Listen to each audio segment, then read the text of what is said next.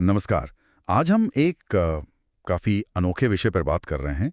चीन में कीट मोम मतलब इंसेक्ट वैक्स का उत्पादन। हाँ, बिल्कुल। हमारे पास कुछ जानकारी है चीनी कीट मोम उत्पादन पर जो इस पूरी प्रक्रिया को समझाती है। जी। तो आज का मकसद है ये समझना कि ये कीमती मोम एक खास कीड़े से आखिर बनता कैसे है और इसका महत्व क्या है। और ये है भी काफी दिलचस्प। शुरुआत होती है एक खास कीड़े से, चीनी वैक्स स्केल। एरोस्पेला। हाँ, एरोस्पेला। ये एक तरह का स्केल कीट है। मतलब पेड़ों का रस चूसता है और खुद को बचाने के लिए अपने ऊपर एक सफेद मोम जैसी परत बना लेता है। अच्छा, तो ये वो मधुमक्खी वाला मोम नहीं है? नहीं नहीं, ये बिल्कुल अलग है। ये कीट अपनी सुरक्षा के लिए बनाता है। कमाल है।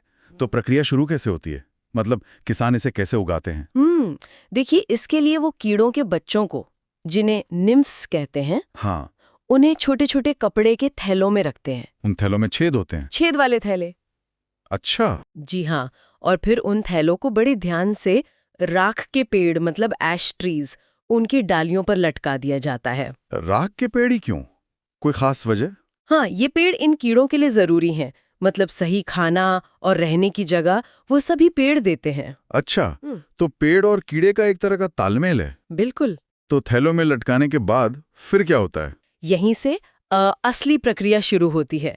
कुछ टाइम बाद ये छोटे कीड़े थैलों के छेदों से बाहर निकलते हैं और पेड़ की जो डालियां हैं उनसे चिपक जाते हैं। चिपक जाते हैं? हाँ, और फिर वहीं पर वो एक तरह का तरल पदार्थ निकालना शुरू करते हैं। तरल पदार्थ? पर हमें तो मोम चाहिए था। ये कैसे होता है? हाँ, वही तो बात है। जैसे ही ये तरल पदार्थ हवा के संपर्क में आता है ना, हाँ। वो सख्त होने लगता है और धीरे धीरे एक सफेद मोम जैसी परत बन जाती है। अच्छा। ये परत मोटी होती जाती है और कीड़े के चारों तरफ एक खोल जैसा, एक कोकोन जैसा बना देती है, ताकि कटाई का सही समय आता है। और कटाई कैसे होती है? किसान बहुत सावधानी से काम लेते हैं, जैसे कोई बहुत कीमती चीज उतार रहे हों। वो इन मोम के खोलों को डालियों से खुरच कर अलग करते हैं। खुरच कर? हाँ, पर बहुत आराम से। जरा भी जोर लगाया तो पेड़ को या फिर अगली जो फसल आनी है उसको नुकसान हो सकता है। समझ गया। तो ये जो खुरचे हुए खोल जमा हुआ है, इनका क्या करते हैं? इनमें तो शायद कीड़े या पेड़ के टुकड़े भी होते होंगे। हाँ, बिल्कुल। कच्चे रूप में थोड़ी अशुद्धियां तो होती हैं। कीट के हिस्से हो सकते हैं, पेड़ की छाल वगैरह। तो इसे साफ कैसे करते हैं? यहीं पर पारंपरिक तरीका काम आता है। ये जो जमा किए हुए खोल हैं, इन्हें गर्म पानी के बड़े बड़े बर्तनों में डाल दिया जाता है। गर्म पानी? उससे मोम पिघल जाता होगा? एकदम सही।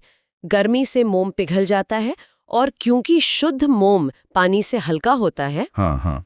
तो वो ऊपर तैरने लगता है। अच्छा, और बाकी की गंदगी? वो या तो नीचे बैठ जाती है या पानी में घुल जाती है, क्योंकि वो भारी होती है। बिल्कुल सीधा सा विज्ञान है। कमाल है। तो फिर ऊपर जो साफ मोम तैर रहा है उसे निकाल लेते हैं? जी, बिल्कुल। उस साफ पिघले हुए मोम को सतह से हटाया जाता है, इकट्ठा किया जाता है और फिर इसे सांचों में डाल देते हैं। सांचों में? हाँ, मोल्ड्स में।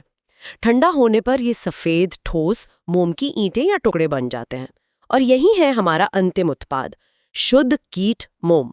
वाह, सुनने में प्रक्रिया जितनी सीधी लग रही है उतनी ही प्रकृति पर निर्भर और मेहनत वाली है। बिल्कुल। पर आज के जमाने में भी इस मोम की इतनी अहमियत क्यों है? क्या ये बहुत दुर्लभ है? हाँ, ये आज भी काफी खास और महंगी चीज मानी जाती है। इसकी वजह है इसके कुछ अनोखे गुण।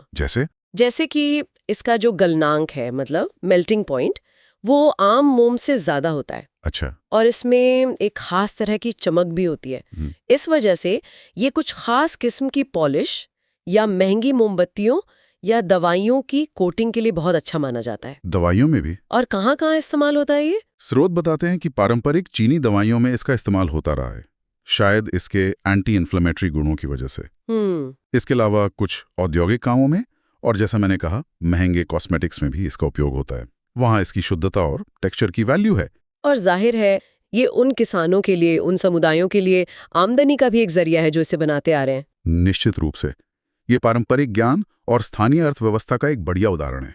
दिखाता है कि सदियों पुरानी तकनीकें आज भी कैसे काम आ सकती हैं। वाकई चीन की ये कीट मोम बनाने की जो विधि है वो प्रकृति और इंसान की कारीगरी का एक अद्भुत संगम है।